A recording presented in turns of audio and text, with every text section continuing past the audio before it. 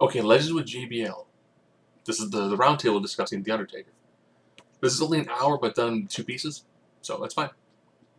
You have Stone Cold Steve Austin, HBK, and Triple H.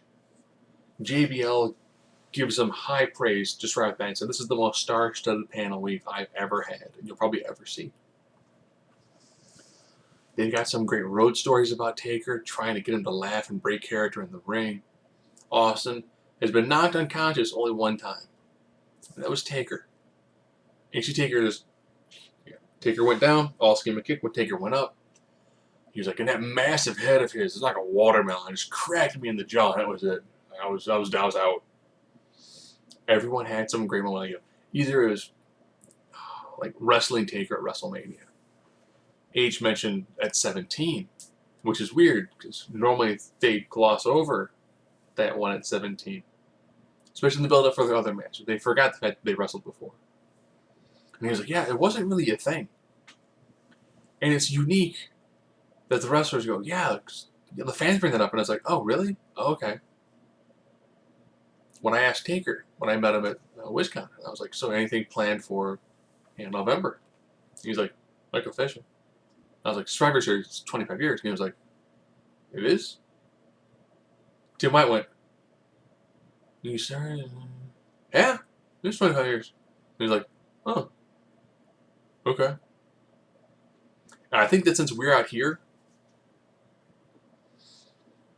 we actually notice all these things that the wrestlers don't because they're, we're on the outside of the forest looking at the trees. They are in the middle of the forest surrounded by trees. And I'm pretty sure since we see them, we see maybe maybe three matches that they do a week. Wrestlers have been pretty close to 5, maybe 6. And we're seeing what happens on Raw, what happens on SmackDown. You also do have superstars, do main event, then you have pay-per-view. They don't take footage of house shows. Ironically, having gone to house shows back-to-back in the past, you see the same matches and a lot of the same spots, which I'm totally cool with. Because you get to see how different crowds react to different things.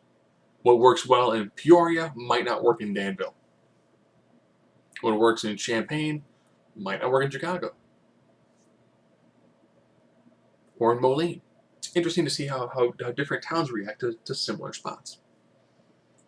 But if you have the network, definitely worth a watch. The first one's good, the second one's good, bits about Wrestler's Court.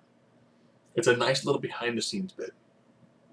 Talking about the screw job, and Micheals going to take her being like, this is what happened, this is what I know. And, and Taker kind of has this very cool, relaxed demeanor. If you get a chance to meet him, that is him. He is this, thank you very much for putting your body on the line. Hey, thanks. Not overly excited, just a very, I did this for like 25 years. And it's unique that they do lightly talk about 25 years of the same, technically the same gimmick. Yeah, he did go dead man, and then he went super evil. Then he was on a motorcycle. He was back to the dead man. They mentioned about how he had broken ribs. They put a flak jacket on him so he could still wrestle. All right, the busted face, and he wore the mask. Mask Taker was awesome. He knew how to rock that mask. And then he had another injury. Massive injuries, but he still would wrestle. That's why he is the one, the only, the phenom, The Undertaker.